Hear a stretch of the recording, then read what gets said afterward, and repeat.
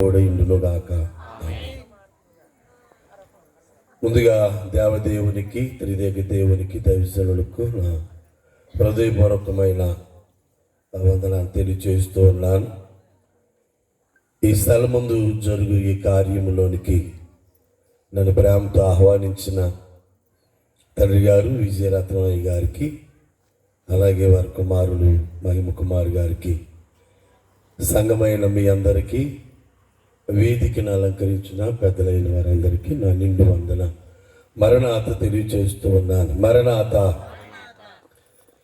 మరి నిన్నటి వరకు ఘనమైనటువంటి కార్యములు మందిరములో జరిగించుకున్న వారమై ఉన్నాం. శిల్వ ధ్యాన కార్యక్రమాలలో దేవుని మహాకృపను బట్టి ఎంతగానో నడిపించబడిన వారమై ఉన్నాం. కార్యము ముగించబడిన వెంటనే ఈ పాపలను చూసినప్పుడు పునరుద్ధాన పండుగ అనబడినటువంటి మరి మార్గోపదేశ సభలు పునరుద్ధాన పండుగలు అని మరి పత్రికను పంపించినప్పుడు మరి యేసుక్రీస్తు ప్రభువారి యొక్క పునరుద్ధానాన్ని ఒక పండుగగా ఆచరించుచు దేవుని మహింపరచుట, అలాగే ఆయన పునరుద్ధానాన్ని గూర్చి మరి ఎలాగున బహిరంగంగా సభలు ఏర్పరిచి సువార్త బోధించుట ఎంతో సంతోషకరమని మరి మీకు మనవి చేస్తూ ఉన్నాను. దేవుని వాక్యములోనికి వెళ్ళి మరి క్లుప్తంగా దేవుని వాక్యాన్ని ధ్యానం చేసుకుందాం.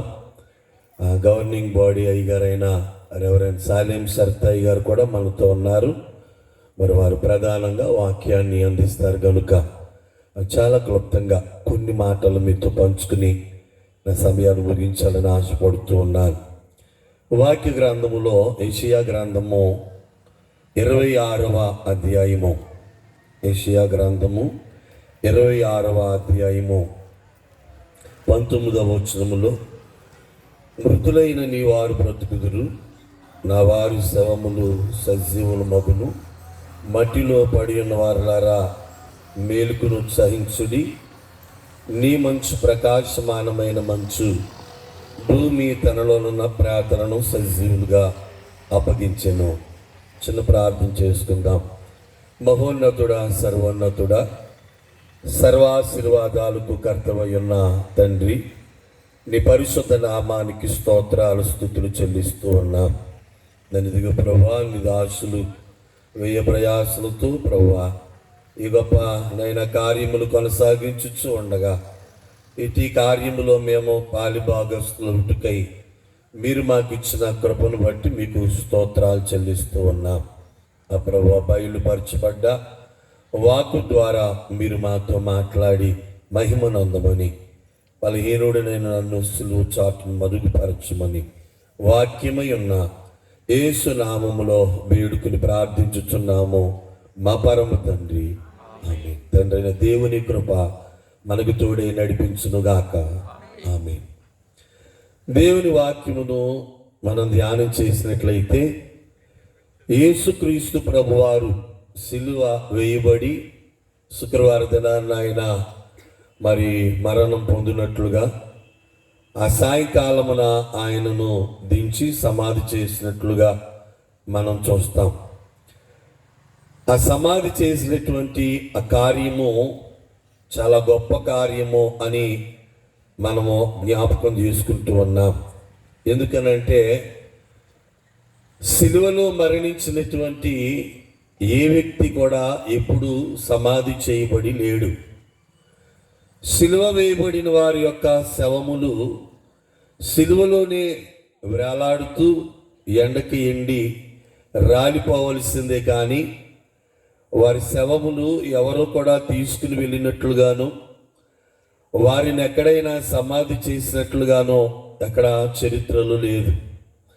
అయితే ఎందుకు వారు సిలువ మీదనే వారిని అలాగుంచుతారు అని అంటే, రోమా ప్రభుత్వం వారు మరి రాజదూషణ చేసిన వారికి ఎంత భయంకరమైన శిక్ష ఉంటుంది అని ప్రజలందరూ కూడా చూచి తెలుసుకుని భయపడాలి అనే ఉద్దేశంతో వారు అలాగున చేస్తూ ఉండేవారు.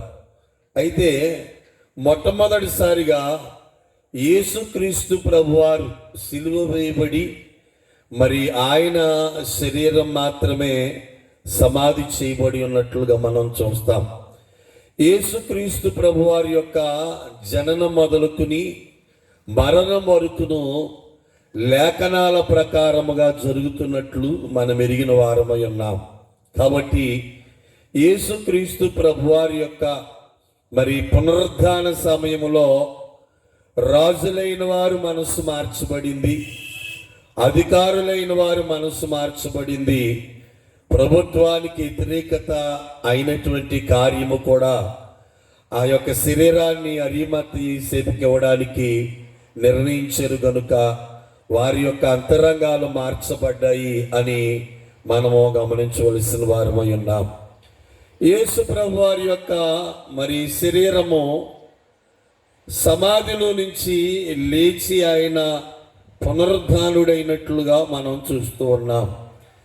యేసు ప్రభువారు సిలువలో శ్రమ పడడానికి మునుపు అనేక మంది సిలువలో శ్రమ పడిన వారిగా ఉన్నట్లు మనము చూడగలము. అయితే యేసుక్రీస్తు ప్రభువారి యొక్క సిలువలో ఉన్న ప్రత్యేకత ఇప్పుడు మొదలైంది అని అంటే, చనిపోయినటువంటి ఆయన తిరిగి మరలా బ్రతికినప్పుడు ఆ యొక్క సిలువకు విలువ పెరిగింది, ఆ సిలువకు ఎంతో శక్తి వచ్చింది. అందుని బట్టి మరి నశించు వారికి ఆ సిలువను గూర్చిన వార్త నశించుచున్న వారికి ఇరితనము, కానీ దేవుని పిల్లలమైన మనకు శక్తి అనేటువంటి ఆ మాటను మనం గ్రంథములో చదువుతూ ఉన్నాం. యేసుక్రీస్తు ప్రభువారు మరి పునరుద్ధానుడై లేచి ఉండుట ఇది ప్రజలందరికీ కూడా ఎంతో సంతోషకరము.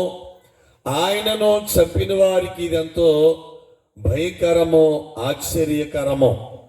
యేసుక్రీస్తు ప్రభువారు పునరుద్ధానుడిగా లేచి ఎన్నో ఆశీర్వాదాలను మన కొరకు ఆయన సిద్ధపరిచి ఉన్నట్లుగా మనము చూడగలుగుతూ ఉన్నాం.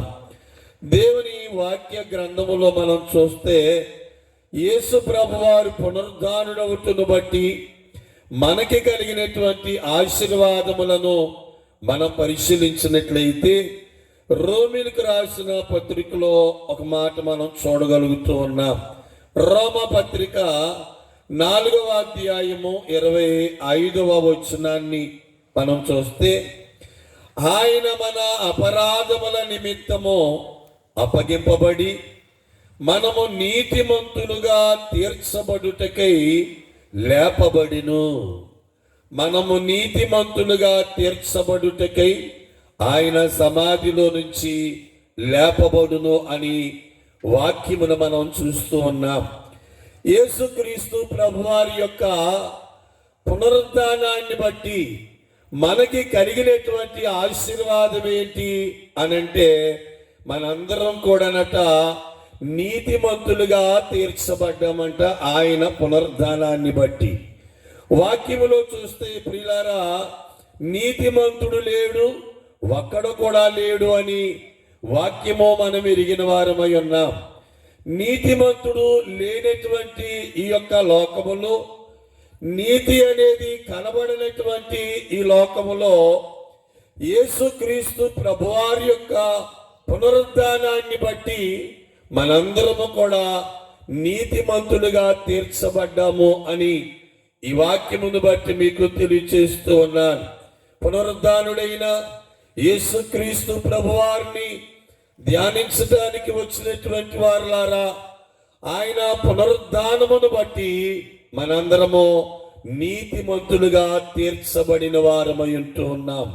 కాబట్టి నీతిమంతులము గనుక దేవుని యొక్క త్యాగమును బట్టి, ఆయన చేసినటువంటి బోధను బట్టి, ఆయన మన కొరకు మరణించి మరలా తిరిగి లేచుటను బట్టి మనందరమును నీతిమంతులుగా తీర్చబడి ఉన్నాము కనుక ఆయన నామమును మనము ఘనపరచవలసిన వారమై ఉంటూ ఉన్నాం.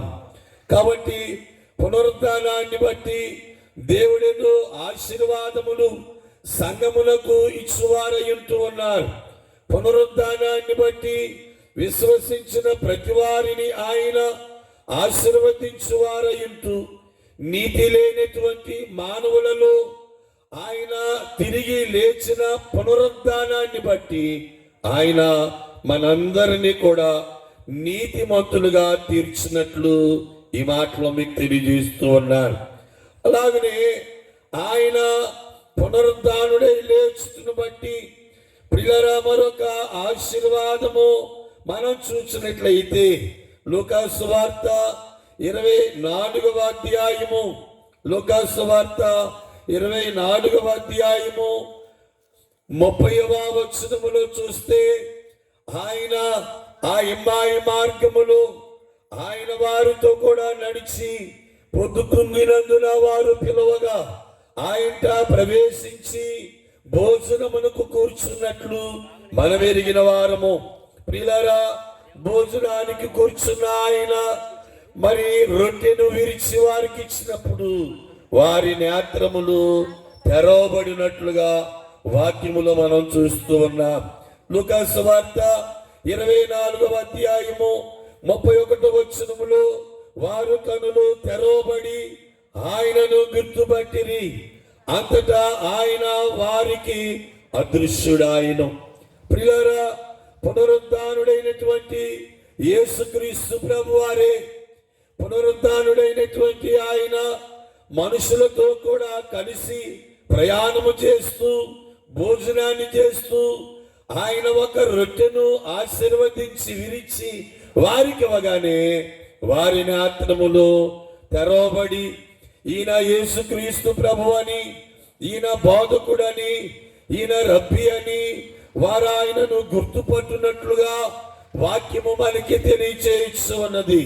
కాబట్టి అంతవరకు ఆయనను ఎరిగిన వారు, ఆయన కూడా తిరిగిన వారు ఆయనను బహుశా గుర్తుపట్టక బోటమని లేక ఆయనను తోటమాలి అని అనుకున్నారు. కానీ ఆయనే లేచినటువంటి ఆయన పునరుద్ధానుడైనటువంటి క్రీస్తు ప్రభువు మరి వారి ఎదుట నిలబడిన వారి యొక్క నేత్రములు తెరిచిన వారు ఇంటూ ఉన్నారు.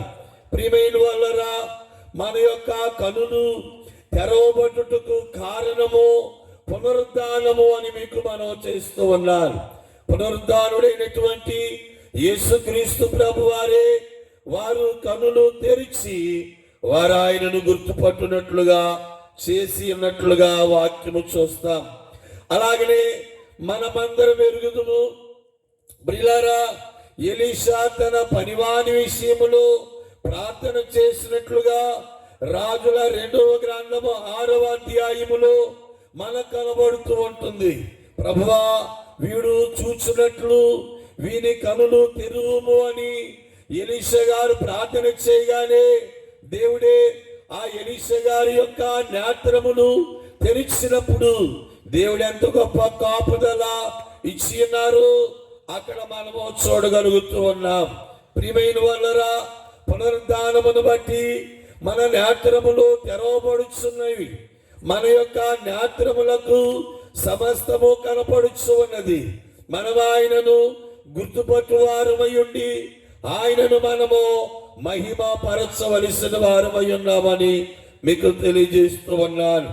కాబట్టి నీతిమంతులుగా మార్చటమే గాక పునరుద్ధాన ఆశీర్వాదముతో ఆయన మన కనులు తెరిచి మన కనులకు చక్కగా మరి దర్శన భాగ్యమును అనుగ్రహించే వారై ఉన్నారు.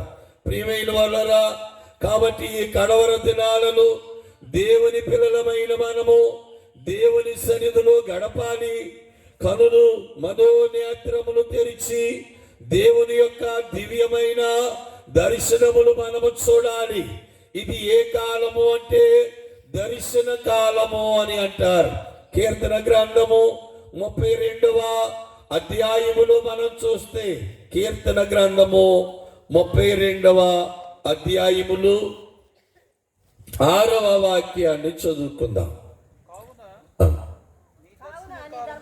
కావున నీ దర్శన కాలమందు భక్తి గల వారందరూ నిన్ను ప్రార్థన చేయుదురు. విస్తార జల ప్రవాహములు పొరలి వచ్చినను నిశ్చయముగా అవి నీ మీదకి రావు. దేవునికి స్తోత్రం. ప్రియులారా, దర్శన కాలము అంటే ఈ కడవరి కాలము. అందుకనే వాక్యములో మనం ఇంత మంచి కాలమున నా ఆత్మ అనేకుల మీద కుమ్మరించదనని దేవుని వాగ్దానము మనం వింటూ ఉన్నాం. కాబట్టి ఈ దర్శన కాలమందు భక్తి గల వారందరూనట ప్రార్థన చేసేవారిగా ఉంటారట. ప్రియులారా, భక్తి కలిగి ప్రార్థన చేసేవారిగా ఉన్న అటు వారి మీదకి ఎలాంటి విస్తార జలమైన రాదు అని ఈ వాక్యములో మనం చూడగలుగుతూ ఉన్నాం. కాబట్టి దైవజనులు మనకి నేర్పిస్తూ ఉంటారు ప్రార్థన విషయమై. ఆయన మనకి నేర్పించే మాట ఏమిటి అని అంటే, బహుగా ప్రార్థన చేయండి, బలము సంపాదించండి. బహుగా ప్రార్థన చేసి బలము సంపాదించండి అన్నారు. ప్రియులారా, ఈ పునరుద్ధాన ఆశీర్వాదాన్ని బట్టి, ఏ పునరుద్ధాన పండుగలోనికి మనం వచ్చున్నామో, ఏ మోక్షానికి మార్గమైనటువంటి ఈ సభలోనికి మనం వచ్చి ఉన్నామో, వాక్యం ఇంటూ ఉన్న వారులారా, దేవుడే ఈ రాత్రి మన నేత్రములు తెరిస్తే మనము దర్శనము చూసేవారిగా, ప్రార్థన చేసేవారిగా ఉండాలి. ప్రార్థనల గురించి దైవజనులు తెలియచేసిన మాటలను మనం జ్ఞాపకం చేసుకుంటే, ప్రియులారా, దినమంతా ప్రార్థించిన వారికి దీవెనలు కలుగుతాయి అని అన్నారు. దేవునికి స్తోత్రము. దినమంతా ప్రార్థన చేస్తేనంట దీవెనలు కలుగుతాయంట. హల్లెలూయా. ప్రియులారా, మరి దినమంతా ప్రార్థన చేయగలమా మనము? మాట్లాడాలి. మీరు దినమంతా ప్రార్థన చేస్తానండి అనేవాళ్ళు ఎవరైనా ఉంటే మీ కుడి చేయి చూపించండి. ప్రియులారా, ఏదైనా చేస్తాం కానీ ఏం చేయలేము, మనము ప్రార్థన చేయలేము. కాబట్టి దినమంతా ప్రార్థన చేస్తే దీవెనలు కలుగుతాయి. దీవెన కావాలని ప్రతి విశ్వాసి ఆశపడుతూ ఉంటారు. మంచిదే.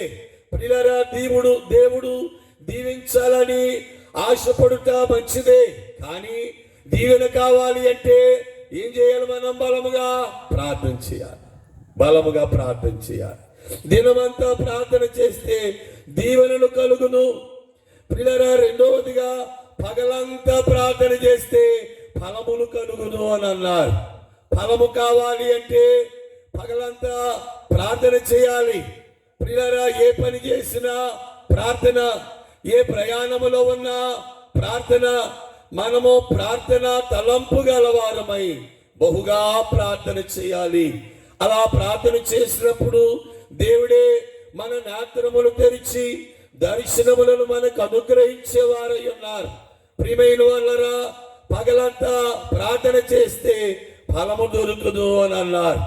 ఇంకా చూస్తే రాత్రంతా ప్రార్థన చేస్తేనంట రాజదర్శనము కలుగుద్ది అని అన్నారు. దర్శనము కావాలి అంటే మనము ప్రార్థన చేయాలి.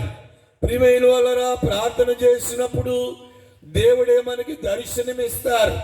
అప్పుడు మనకి కలిగిన దర్శనము దైవాత్మ ప్రేరణతో కలిగినదో లేక దురాత్మ ప్రేరణతో కలిగినదో మనము గ్రహించు శక్తిని సంపాదించగలము.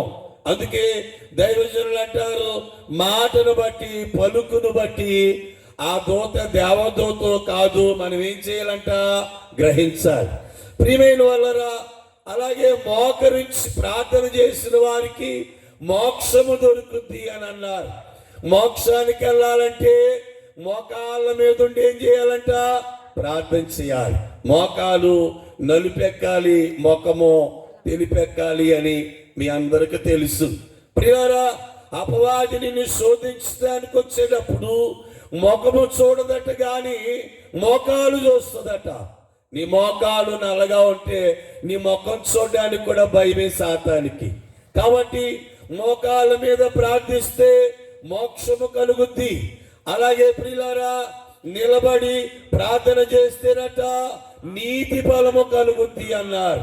నిలబడి అంటే మనిషి నిలబడి అని కాదు, కానీ ప్రార్థనలో నిలకడగా ఉండి, ప్రార్థనలో నిలబడి మీరు ప్రార్థన చేస్తే నీతి ఫలము కలుగుద్ది అన్నారు. అలాగనే చేతులెత్తి ప్రార్థిస్తే శ్రేష్టమైన స్థితి కలుగుద్దని, సాష్టాంగపడి ప్రార్థన చేస్తే స్వామి దర్శనము కలుగుద్ది అని దైవజనులు తెలియచేసిన వారై ఉన్నారు. కనుక ప్రియులారా, ఇట్టి కార్యముల ద్వారా దేవుడు మనకి తెలియజేసే సంగతి ఏంటి అని అంటే, మనందరము కూడా పునరుద్ధాన ఆశీర్వాదాన్ని పొందుకున్న వారమై ఉండి ఈ ఆశీర్వాదము ద్వారా నీతిమంతులుగా తీర్చబడాలి. ఈ ఆశీర్వాదము ద్వారా మన నేత్రములు తెరవబడాలి. దేవుని సన్నిధిలో మనము ఆయన దర్శనమును చూచువారమై ఉండాలి. అలాగనే ఈ యొక్క పునరుద్ధానాన్ని బట్టి మనకి కలిగేటువంటి ఆ మూడవ ఆశీర్వాదం ఏంటి అని అంటే, ప్రియారా, శిష్యులలో ఉన్నటువంటి ఆ యొక్క భయమును ఆయన తొలగించిన వారై ఉన్నారు. అప్పటిదాకా వారందరికీ భయమే. భయపడి, యూదులకు భయపడి, అధికారులకు భయపడి ప్రియులారా వారు తలుపులు వేసుకుని ఎక్కడో దాక్కుని ఉన్నారు. అయితే భయముగా ఉన్నటువంటి వారికి యేసుక్రీస్తు ప్రభు వారే దర్శనమునిచ్చి చక్కగా వారిని ధైర్యపరిచినట్లుగా మనం చూస్తాం. ప్రియమైన వాళ్ళరా, మరి మన వాక్యములు చూస్తే మత్తయి సువార్త 28వ అధ్యాయము, మత్తయి సువార్త 28వ అధ్యాయములు 9వ వచనములో యేసు వారిని ఎదుర్కొని మీకు శుభమని చెప్పెను. వారు ఆయన యొద్దకు వచ్చి ఆయన పాదములు పట్టుకుని ఆయనకు బ్రొక్కగా 10వ వచనములో యేసు భయపడకుడి, మీరు వెళ్ళి నా సహోదరులు గలిలయకి వెళ్ళవలననియు వారక్కడ నన్ను చూతురనియు వారికి తెలుపుడని చెప్పెను. దేవునికి మహిమ కలుగును గాక. ప్రియమైన వాళ్ళరా, ఈ వచనములో మనం చూస్తే 28 అధ్యాయము మత్తయి సువార్త 10లో మీరు భయపడకండి అని పునరుద్ధానుడైనటువంటి ప్రభువే భయముతో ఉన్నవారికి ఆ భయాన్ని ఇస్తూ ఉన్నట్లు మనం చూడగలుగుతూ ఉన్నాం. భయపడేటువంటి వారికి పునరుద్ధానుడైన ప్రభువే ధైర్యాన్ని ఇస్తూ ఉన్నట్లుగా మనము చూడగలుగుతూ ఉన్నాం. ఇవాళ మనుషులందరిలో కూడా ఏదో ఒక భయము లేని వారు ఎవరైనా ఉన్నారా? భయం లేని వారు ఎవరైనా ఉన్నారా? అందరికీ భయమే. తినాలంటే భయం, ప్రయాణం చేయాలంటే భయం, ఎక్కడ చూసినా భయమే. కనుక ప్రియులారా, భయాన్ని పోగొట్టడానికి దేవుడి పునరుద్ధాన పండుగలను ఏర్పాటు చేసిన వారై ఉన్నారు. కనుక ధైర్యపరిచేటువంటి దేవుడిగా ఆయన పునరుద్ధానుడై ఉన్నారు. ప్రియమైన వాళ్ళరా, అంత మాత్రమే గాక విశ్వాసానికి విజయాన్ని ఇవ్వడానికి యేసుక్రీస్తు ప్రభు వారే పునరుద్ధానుడైనట్లుగా వాక్యములో మనం చూస్తూ ఉన్నాం. యేసుక్రీస్తు ప్రభు యొక్క పునరుద్ధానాన్ని బట్టి ఎన్నో ఆశీర్వాదములు మనకున్నవి.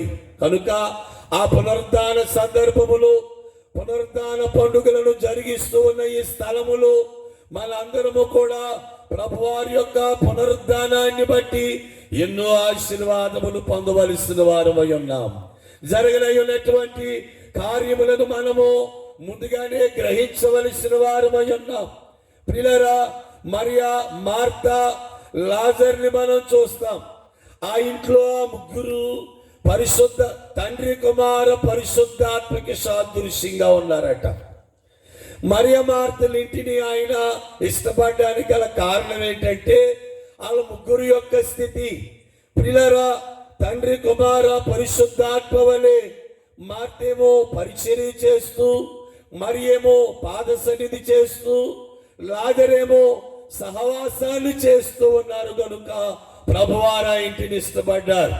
ప్రియులారా, మరి ఆమె అతరు బుడ్డి తెచ్చి పగలగొట్టి పునరుద్ధానమును జ్ఞాపకం చేసుకుంటూ ప్రభుని మహింపరుస్తూ ఉన్నారు. ప్రియమైన వాళ్ళరా, ఈ మాటలు చెబుతూ మరి పెద్దలైన వారు ఇచ్చిన వివరణ ఏంటి అంటే, ఆ బుడ్డట సమాధికి సాదృశ్యమట. ఆ బుడ్డిని పగలగొట్టుట పునరుద్ధానానికి సాదృశ్యమని, అప్పుడు సువాసన ఇల్లంతా నిండింది అన్నారు కనుక ఆ సువాసన ఆరోహణానికి సాదృశ్యము అని అన్నారు. ఇంకా ఆయన శ్రమకు అప్పగింపబడక మునిపే, ప్రియమైన వాళ్ళరా, ఆయనకు సమాధి చేయబడక మునిపే ఆమె ఆయనలో ఉన్నటువంటి గొప్ప శక్తిని చూచి సమాధికి సాదృశ్యమైన బుడ్డిని పగలగొట్టి, పునరుద్ధానానికి సాదృశ్యముగా ఆ బుడ్డిని పగలగొట్టి, ఆరోహణానికి సాదృశ్యంగా ఆ యొక్క సువాసనను చూపించినట్లు మనం చూస్తాం.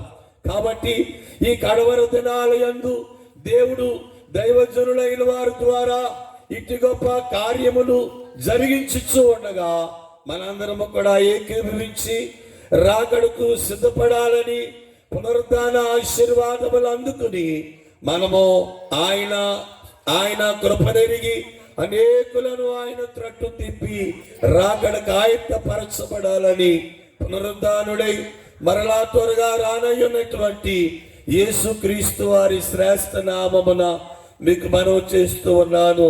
అతి కృపా దేవుడు మనకు అనుగ్రహించును గాక. మహోన్నతుడా, సర్వోన్నతుడా, నీకు స్తోత్రములు. నైనా ఈ ఘనమైన కార్యములు మీరు మాతో ఉండి మాట్లాడినందుకు నీకు స్తోత్రాలు. నేను దినమెల్లా వివరించుకున్నా, నేనెంతో గొప్ప ధ్యానమును ఉంచుతూ ఉన్నాం. నీ పునరుద్ధానాన్ని బట్టి ఎన్నో గొప్ప ఆశీర్వాదాలు సంఘము కొరకు సిద్ధపరిచిన వాడు ఉన్నావు ప్రభువా. నేను ఇదిగోనైనా తండ్రి గారునైనా విజయరత్నమయ్య గారు ప్రయాసపడి ఇట్టి గొప్ప కార్యములను వారు జరిగిస్తూ ఉండగా నేను సంఘమంతయునైనా పునరుద్ధాన శక్తిని సంపాదించుకుని, పునరుద్ధాన బలాన్ని సంపాదించుకుని, పునరుద్ధాన ఆశీర్వాదములతో నింపబడినట్లు సహాయం అందించమని ఈ మాటలు మా వినికిడిలో భద్రపరిచి ఆ ప్రకారము నడవగలిగే కృప మాకు అనుగ్రహించమని యేసు నామమున వేడుకుని ప్రార్థన చేయుచున్నాము మా పరమ తండ్రి, ఆమేన్. అందరికీ మరణాత. మరి మరొకసారి నాకు ఇటు సమయాన్ని అనుగ్రహించిన తండ్రి గారు విజయరాజయ్య గారికి నా నిండు వందన మరణాత. తప్పలేకూడదు ఒకసారి. చాలా సంతోషం. వారికి సమయం లేదు, మరి క్లుప్త సందేశాన్ని మనకు అందించున్నారు. హైదరాబాదు ఫిలిం నగర్లో 3 అంతస్తులు కలిగినటువంటి గొప్ప దేవాలయమును కట్టి, అలాగే మరి హైదరాబాద్ చివరిలో మొన్న పెళ్లి చేసింది ఎక్కడయ్యా, కుక్కడపల్లిలో ఒక మంచి దేవాలయం కట్టి ఒక బాబుకి గిఫ్ట్గా ఇచ్చారు ఆయన, కొన్ని కోట్ల విలువైన దేవాలయాన్ని. అలాగే ఫిలిం నగర్లో ఒక గజం కొనాలంటే లక్షన్నర, అంత కాస్ట్ ఏరియాలో మరి 3 అంతస్తుల భవనాన్ని కట్టి, మందిరాన్ని కట్టి గొప్ప సేవ చేస్తూ ఉన్నారు. వారి సంఘానికి ఎవరు వస్తారో తెలుసా? సినీ నటి జయసుధ వారి సంఘానికి ఆరాధనకు వస్తుంది ఆదివారం, ప్రతి ఆదివారం.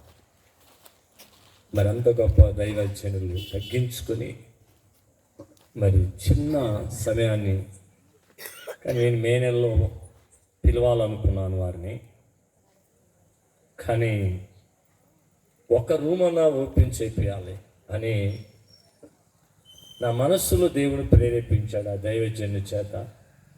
కానీ ప్రెసిడెంట్ అయ్య గారి యొక్క మరి ఆర్డర్, వారి యొక్క ఫోన్ ద్వారా విజ్ఞాపన ప్రార్థన హైదరాబాదులో వారి మందిరంలోనే ఈరోజు జరిగించారు 7 దైవ సేవకుల ద్వారా.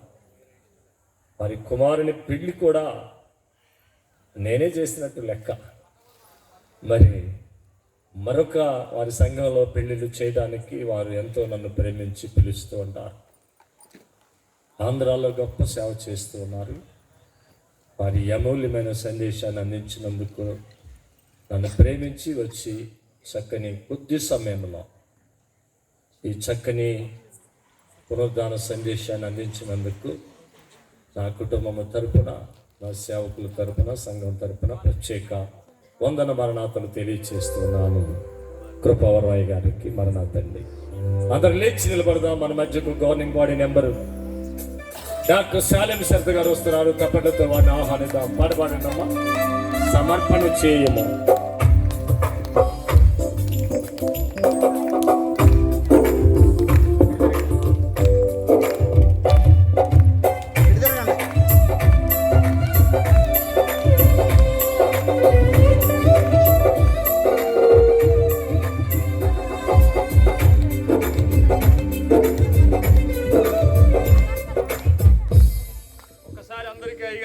చెప్తాం. డాక్టర్ సాలెం సర్దయ్య గారి గవర్నింగ్ బాడీ నెంబర్ గారికి మన్నా చెప్తాం. మనం అందరం ఇంకొక సౌండ్ పెంచండి, ఇంకా సౌండ్ పెంచండి. అందరికీ మరణాత. థ్యాంక్ యూ తల్లి. కూర్చో. పాట పాడకుండా కానుకలు సమర్పణ చేస్తున్నాం. అలాగే రాజయ్య గారు వచ్చారు. తప్పులు కొడుతూ ఆహ్వానిద్దాం. అందరం మన్నా చెప్తాం. మరణాత మరణాత.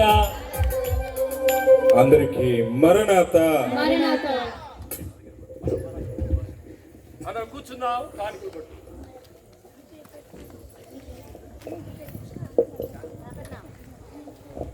హల్లెలూయా. సమర్పణ చే